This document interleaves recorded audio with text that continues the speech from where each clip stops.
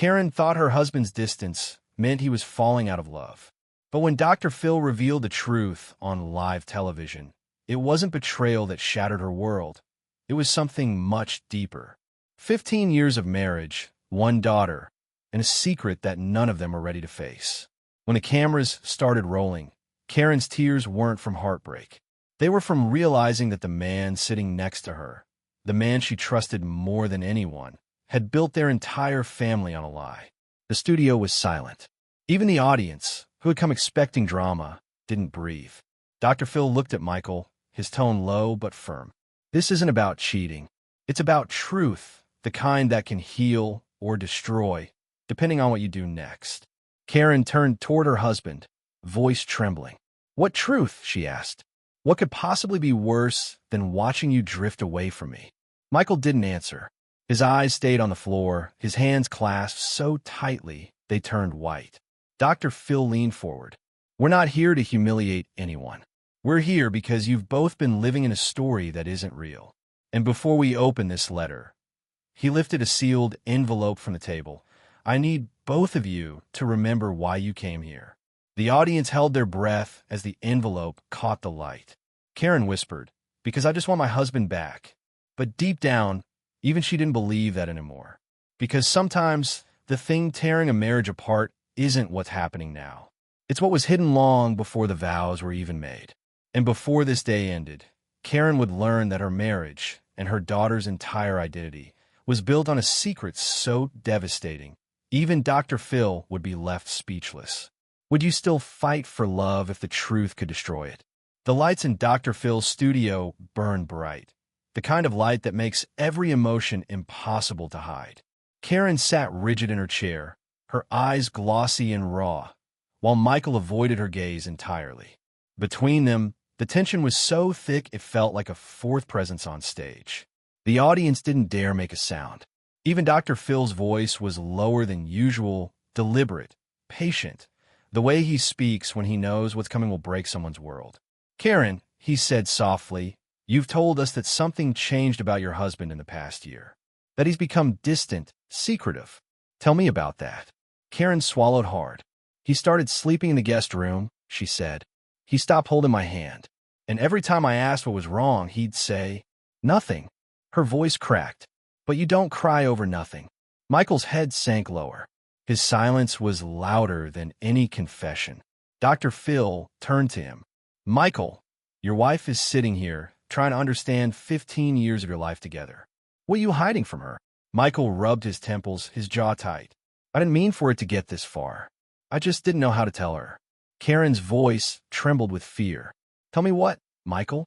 Just say it. Dr. Phill raised a hand, not to silence her, but to steady the storm. We're going to get there, he said calmly. But first, Karen, I want to take you back. Before today, before the distance, before the silence. He turned to the audience, then back to the couple. This isn't about another woman, he said, his tone sharp. It's about a truth that's been sitting in your home since the day you became parents. Karen frowned, confused. What do you mean, since the day? Dr. Phill looked at her, eyes steady. I mean, this started long before the marriage started falling apart. For a brief moment, you could hear the hum of the studio lights. Even the crew seemed frozen, sensing something life-altering was about to happen. Michael clenched his fists. Please don't do this here. Karen turned to him, tears spilling. Don't do what, Michael? Dr. Phill leaned forward, his voice measured but heavy. You both came here because you wanted the truth to come out in a safe space. So let's go back, 15 years ago, to the night everything changed, even though neither of you realized it yet. Karen's breathing quickened. 15 years ago, that's when we adopted Chloe. Dr. Phill nodded slowly. Exactly. The audience gasped softly. Karen's lips parted, confused but afraid. What does our daughter have to do with this? Michael's face crumpled. Karen, please. I never wanted you to find out like this. She stared at him, shaking her head. Find out what? And in that moment, the studio fell into total silence. Dr. Phill placed his hand gently on the sealed envelope sitting between them. Before we open this, he said, we need to understand where this all began. The night your daughter came into your life. The camera zoomed in on Karen's trembling hands, her wedding ring glinting under the lights. The audience leaned forward again, hanging on every breath. This wasn't a story about infidelity. The narrator's voice cut in softly. It was about identity. And as Dr. Phill prepared to rewind the clock on 15 years of lies, Karen whispered the question every viewer at home was thinking. What are you not telling me, Michael? Dr. Phill glanced at the crew. Roll the flashback, he said quietly. Because before the secret came out, the audience, and Karen, had to go back to where the lie began. What would you do if the person you trusted most was hiding the truth about your own family? It was raining the night Karen's life took its first irreversible turn. She still remembered the sound, the slow, steady drip of water against the window as Michael held her, whispering, "We'll be okay." They'd just left the doctor's office. 2 miscarriages. And now the words that seemed to echo louder than the thunder outside. You may never carry a child of your own. Karen had always imagined motherhood as something simple. Warm breakfasts, lullabies, birthday candles. But that night, all she could picture was emptiness. Michael stayed silent, staring out the window. There was something unreadable in his eyes. A week later, he came home early, his face pale but determined. "Karen," he said softly, "I found a way for us to have a family." He told her about an adoption opportunity, a newborn baby girl whose mother couldn't care for her. The agency was private, he explained. Everything's already handled. We just need to sign.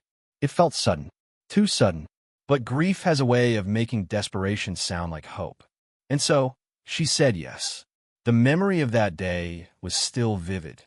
The way Michael held the baby for the first time, tears streaming down his face. "She's perfect," he whispered. "Our little Chloe." For a while, life was beautiful. The sleepless nights, the first smiles, the laughter, all of it painted over the pain. Karen believed the adoption had saved them. But even then, there were cracks forming beneath the surface. Whenever Karen asked about Chloe's birth parents, Michael changed the subject. When the adoption agency sent letters for updates, he intercepted them. And once, when Karen accidentally opened one addressed to him, he snatched it so fast it tore in half. She brushed it off, told herself he was just protective. But now, looking back, those moments felt different, like clues left in plain sight. Years passed. Chloe grew, bright, curious, with her father's sharp green eyes. But sometimes when Karen looked at her, she noticed something hauntingly familiar. Not from Michael, but from someone else. A warmth, a softness in her expression that didn't quite fit. Late one night, Karen overheard Michael on the phone. His tone wasn't angry. It was pleading. "Please," he whispered, "don't contact me again. It's better for everyone this way." When she entered the room, he hung up immediately. "Work call," he said, but his hand was shaking. She didn't press it. Love, she thought, was about trust. But trust, as she would learn, was about truth, and she didn't have the full truth. That same year, on Chloe's first birthday, Karen found Michael sitting alone on the porch. He was staring at the baby monitor, his eyes wet. "She's lucky," he murmured. "Luckier than she'll ever know." Karen wrapped her arms around him, thinking it was just emotion. But now, as Dr. Phil's studio lights reflected in her memory, she realized that wasn't a father overwhelmed by love. It was a man haunted by guilt, because Michael wasn't just hiding someone else's child from the world. He was hiding a secret buried inside his own bloodline. And the truth about who Chloe really was had been waiting all along, folded neatly inside a letter labeled "For Michael's Eyes Only." As the flashback faded, the camera cut back to present day, Karen wiping away tears, realizing she'd missed every warning sign. Dr. Phill leaned in. "Karen," he said softly, "sometimes when people hide things, it's not to deceive. It's because they're afraid the truth will make them unworthy of love." She looked at him, shaking her head. "But that's the problem, isn't it? The lie always finds a way to surface." Dr. Phill nodded. "And when it does, it usually starts with one small thing like a missing piece of paperwork." Karen blinked. That phrase cut deep. Because that's exactly how her nightmare began. What if the biggest secret of your life was hiding in a document you were never meant to see?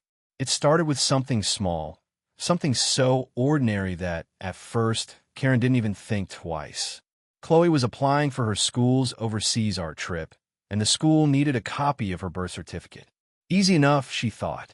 She opened the drawer where they kept all the family documents, insurance, mortgage, the adoption file, neatly organized like everything else in her carefully structured life. But when she opened the envelope labeled Chloe, Adoption Records, something was missing. Half the paperwork gone. Her chest tightened. She flipped through again, the hospital transfer form, the adoption consent letter, but no birth certificate. No medical records. Just a faint smell of old paper and something worse, fear. When Michael came home that evening, she asked gently, "Hey, where are the rest of Chloe's documents? I can't find the birth records." He froze mid-step. "What do you mean?" "They're not in the folder," she said, confused. "You handled it, right?" Michael turned his back, rubbing his forehead. "The agency sealed them. We weren't supposed to have copies." It sounded rehearsed. Too fast. Too certain. Karen felt the first crack form inside her. Why would an adoption agency seal a child's records from her own parents? Michael didn't look at her. It's just how private adoptions work. But it wasn't. Karen had done her research before. She knew that adoptive parents were given full documentation, unless someone had asked for something different. That night, while Michael slept, she sat at the kitchen table with her laptop glowing against the dark. She typed the agency's name into the search bar and scrolled through archived contact info. It was defunct now, long shut down. But she found one thing, an old P.O. box number in another city. Her heart pounded. Something inside her, the same instinct that had whispered something's wrong, now screamed it. Days later, while cleaning Michael's office, she noticed an envelope jammed in the back of a desk drawer. It was yellowed, brittle, the kind of letter you only keep if you can't throw it away. On the front, faded ink read, "Michael, urgent." Karen's hands trembled as she unfolded it. The paper crackled. Her eyes scanned the words, and her world stopped moving. "Per your request, the biological relationship will remain undisclosed." Her breath caught. The sentence repeated itself in her head, over and over, until it felt like a drumbeat inside her chest.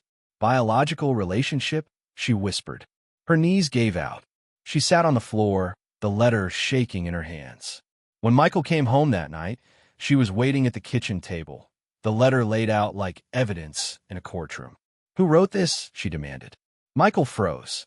His face drained of color. "I can explain," he stammered. Karen's voice broke. "Explain what, Michael? That our daughter isn't adopted? That she's yours?" The words hit him like a blade. He dropped into the chair across from her, silent.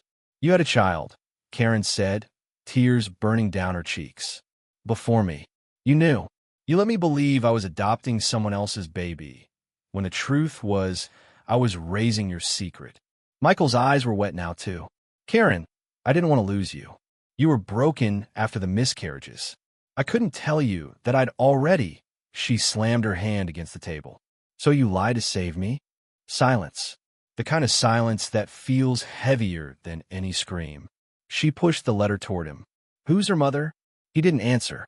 And that silence, that single second of hesitation, told her everything she needed to know. It wasn't a stranger. It wasn't some random woman from years ago. It was someone closer. Too close. That night, Karen slept on the couch. She held Chloe's baby picture in her hand, the one Michael had framed years ago. The little girl's smile felt suddenly unfamiliar. The truth wasn't in the paperwork, the narrator's voice whispered softly. It was in the bloodline, and as Karen stared into the darkness, one thought clawed at her mind. The question no wife ever wants to ask herself. Who was the other woman, and why had Michael gone to such lengths to bury her? Because deep down, she already feared the answer, and it wasn't a stranger at all. The next morning, the world felt wrong, too quiet, too still. The coffee machine hummed in the background, but the house itself felt empty. Not because it was silent, but because the truth had stripped it of its comfort. Karen stared at Michael from across the kitchen. He looked smaller somehow, shoulders hunched, eyes hollow. She could see he hadn't slept, but neither had she. "I deserve to know," she said. Her voice was tired but firm. Who is she, Michael? He didn't answer right away. Instead, he reached for his cup of coffee, his hands shaking, then set it down without drinking. Finally, he whispered, her name was Emily. Karen frowned. Emily who? He hesitated. Then his voice cracked. Emily Crane, my brother's wife. The words hit the air like a gunshot. Karen's breath caught, her hand flying to her mouth. What did you just say? Michael looked down, shame written across every line of his face. It was before us. Before you and I met. I didn't plan it. It just happened. Karen stood, trembling. You had an affair with your brother's wife? He nodded, eyes glistening. It was one night. A mistake. She was lonely. He was always gone and his voice broke. When she found out she was pregnant, she panicked. She didn't want to ruin their marriage or mine. She left town. A few months later, I got a call from her. She couldn't keep the baby. She begged me to take her in to make sure she had a good life. Karen staggered backward, clutching the edge of the counter. So you took her, your own daughter, and lied to me about everything? Michael's voice dropped to a whisper. I couldn't lose you, Karen. You were everything I wanted. I thought if I could protect Chloe and you and everyone involved, maybe we could all just live in peace. She laughed bitterly, a sound more pain than humor. Peace? You built our life on a lie, Michael. You didn't protect us. You buried us under your guilt. You tried to reach for her, but she stepped back. Don't. At that moment, Dr. Phil's voice broke the tension. They were back on the stage now, lights glaring, the audience hanging on every breath. Michael, he said, steady and calm, you've told part of the truth. But before Karen decides what happens next, there's someone else who needs to speak. Michael froze. What do you mean? Dr. Phill glanced toward the curtain at the edge of the stage. The air in the room shifted. Even the audience seemed to sense what was about to happen. Emily, Dr. Phill said gently, you can come out now. Karen's eyes widened. She's here. From backstage, a woman stepped into the light. Elegant, older, her hands trembling. Emily. The moment Karen saw her face, something inside her cracked open. It wasn't just anger. It was disbelief. She looked familiar. Too familiar. The same hair color. The same soft eyes. Karen whispered under her breath. She looks like... Then it hit her. Like me. Emily stood at the edge of the stage, voice trembling. Karen, I never meant to hurt you. I stayed quiet all these years to protect everyone. Michael, Chloe, you. But I can't stay silent anymore. Karen's face hardened. You knew. Emily nodded slowly. From the beginning, when you adopted her, I knew. I watched you raise her. You were everything I couldn't be. And I told myself that was enough. Tears welled in Karen's eyes. You watched me raise your child. My child. The one you gave away because of the man sitting next to me. The crowd murmured, a low wave of disbelief rippling through the audience. Dr. Phill held up his hand, his voice calm, but cutting through the noise. Emily, why now? Why come forward after all these years? Emily's lips trembled. Because Chloe reached out to me. Karen blinked. What do you mean? She found me.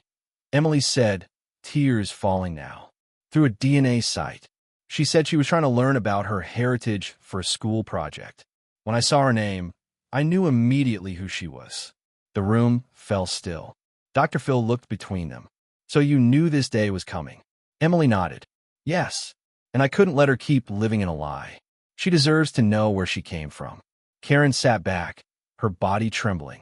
So that's what this is about. Not me, not Michael, Chloe. Emily's voice cracked. She's almost grown now, Karen. She'll find out with or without us. The camera zoomed in on Karen's face, her expression somewhere between heartbreak and fury. She whispered, barely audible, then tell me the rest. What haven't you said yet? Emily's eyes darkened. The real reason I left wasn't just guilt. It was fear, because your husband wasn't the only one keeping secrets. The audience gasped. Karen's hand gripped the armrest. What do you mean? Emily looked straight at Dr. Phill. You've already seen the report. You know who else knew. Dr. Phill exhaled, closing the folder in front of him. His expression was grave. That's correct. And when you hear this next part, it changes everything. The screen faded to black, the tension suffocating. Because the truth Emily was about to reveal would destroy not just a marriage, but an entire family legacy. Would you still want the truth if it meant losing everyone you loved? The studio lights dimmed slightly, as if even the cameras could sense what was about to happen. You could hear every breath, every heartbeat. Dr. Phill looked from Michael to Karen, then to Emily, his expression caught somewhere between disbelief and compassion. "Emily," he said quietly, "I want you to tell Karen what you told my producers backstage." Emily hesitated, her voice trembling. It wasn't just Michael who knew the truth. Karen frowned. "What are you talking about?" Emily swallowed hard. "Your mother, Karen." She knew. The audience gasped. Karen froze, her face going pale. "My mother?" Emily nodded. She was the one who helped arrange the adoption. She knew Chloe's birth father was Michael. She told me she wanted to protect you from a lifetime of shame. I didn't want to do it, but she said if I didn't let her handle it, she'd tell your brother everything and destroy both families. Karen's breath hitched. "That's not possible. My mother would never." Dr. Phill interrupted gently. "Karen, my team verified the paperwork. Your mother's name appears on the adoption file as the secondary contact." Karen's entire body went still. She leaned back in her chair, staring at the floor, whispering. She knew. All this time, Michael reached for her hand, but she pulled away like his touch burned. "So everyone lied to me. You, my mother, even the system." Her voice rose. "You built my whole life out of secrets and called it love." Michael's eyes filled with tears.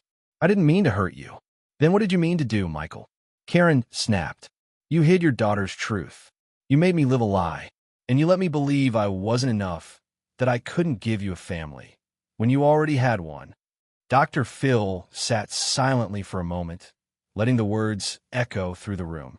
Then in a low, steady voice he said, "Secrets like these don't die quietly. They grow roots. And eventually, those roots crack the foundation of everything you built." Emily looked down, guilt etched deep in her face. "I never wanted this to happen here like this. I came today because Chloe found out about me. She reached out last month, confused, scared.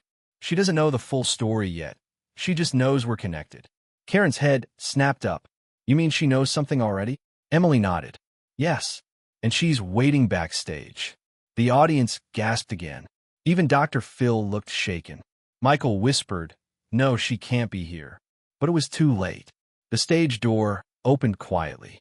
Chloe stepped out, trembling, her eyes red from crying. In her hands, she clutched a small photograph. Michael, years younger, standing beside Emily. She looked at Karen first.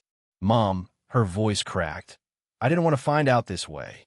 Karen stood slowly, tears spilling down her cheeks. "Sweetheart, you shouldn't even be here." Chloe shook her head. "I needed to know. All my life, I thought something fell off. The way Dad looked at me sometimes, like he was proud but guilty. I thought it was in my head. But now," she held up the photo, "I know why." Michael stood, shaking. "Chloe, I love you. Nothing changes that." Chloe's voice was sharp. "Then why didn't you trust me with the truth?" The silence that followed was unbearable. Dr. Phil's usual calm seemed to falter. He looked down for a long moment, then back at them. "This isn't a family that's breaking apart," he said softly. "This is a family that was never allowed to be whole." Karen collapsed back in her seat, whispering, "So this is it. 15 years of love, undone by a letter, a lie, and a truth that should have come sooner." Dr. Phill leaned forward. "Karen, you have every right to feel betrayed, but you also have a choice. Do you want this truth to destroy what's left, or redefine it?" She looked at him, her voice trembling but steady. "I don't know if I can forgive him." He nodded. "Then don't. Not yet. Forgiveness doesn't start with letting someone off the hook. It starts with freeing yourself from what they did." The camera zoomed in on Karen's face, a mix of exhaustion, grief, and something else. Resolve. She stood up slowly, looking at Michael for what felt like the last time. "I don't hate you," she said, "but I can't keep living in your lie."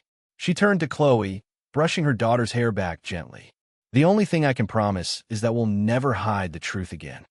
Karen looked at Dr. Phill. "Can we stop now?" Dr. Phill nodded quietly. "Yes, we're done." He turned to his crew, his voice barely audible but firm. Cut the cameras. The red lights blinked off. The audience sat in silence. No one clapped, because they all knew this wasn't television anymore. This was real life, raw, broken, and unfiltered. And in that moment, even Dr. Phill, the man who'd seen it all, looked shaken. He exhaled deeply, saying, "Some stories aren't meant to be aired. Some are meant to be lived through." As the family walked off stage, a question lingered in the air, heavy and unspoken. Is the truth worth it if it leaves you standing alone? The cameras were gone. The audience seats sat empty. What was left was silence, the kind of silence that doesn't just fill a room, it fills your soul. 3 months had passed since that day. The episode never aired.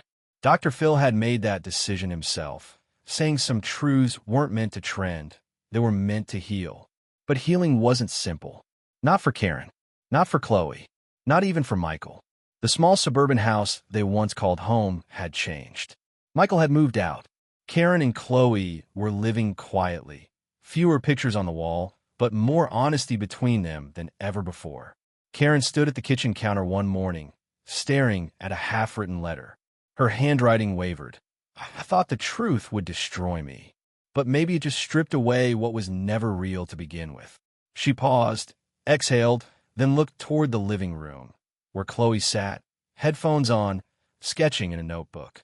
For the first time in months, her daughter looked peaceful. Karen walked over. "Hey," she said softly.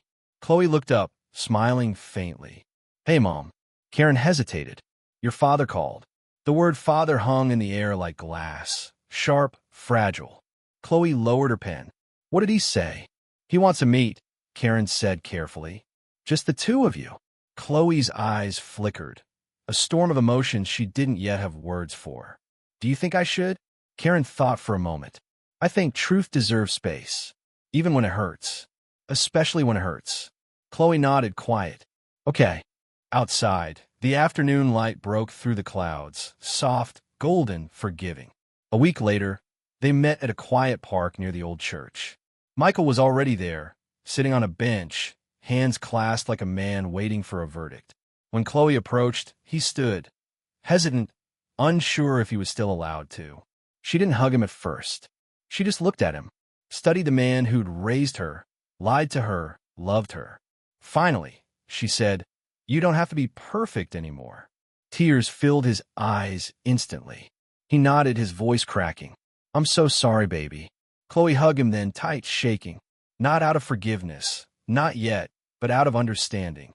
Behind the scenes, Dr. Phil's crew reached out one last time, asking if Karen would agree to a follow-up. She said yes, not for the cameras, but for closure. When she walked back onto that empty stage months later, there was no audience, no applause. Just quiet reflection. Dr. Phill greeted her gently. "You look stronger." Karen smiled faintly. "Because now, I know who I am, even if the story that got me here isn't what I thought." He nodded. "Do you still believe truth destroys families?" She shook her head. "No, lies do. Truth just forces you to rebuild differently." He leaned forward, thoughtful. "And what about Michael?" Karen took a breath. "He's doing the work. Therapy, time with Chloe, and maybe, someday, forgiveness. But as for us, that chapter's closed." She looked into the camera that wasn't even rolling and said quietly, "When you've lived in a lie long enough, truth doesn't ruin your life. It gives it back to you." Later that evening, she and Chloe visited a community center on the outskirts of town. On the door hung a small hand-painted sign, "Truth Heals, support group for families facing secrets." Inside, people sat in a circle, holding photos, DNA test results, and letters, each one a story of betrayal, love, and rediscovery. Karen walked to the front and spoke softly. "I used to think knowing the truth was the end of my story. Turns out it was the beginning." The room nodded, some crying, some smiling. As the meeting ended, Chloe slipped her hand into her mother's. "Mom." "Yeah." Chloe looked up at her. "Do you think Dad will come here someday?" Karen smiled gently. "If he's brave enough." Outside, the night air was cool, carrying the scent of rain and something else, renewal. The narrator's voice returned, calm and steady. Sometimes, truth doesn't fix what's broken. It simply shows you where to start again. The final image lingered, a mother and daughter walking under the streetlights, side by side, no longer hiding. Because love built on lies falls apart. But love rebuilt in truth, that's unbreakable. If this story moved you, take a moment to think. What would you do if the truth came knocking at your door? Would you open it or turn away? Share your thoughts in the comments. Because sometimes healing doesn't start with answers, it starts with honesty.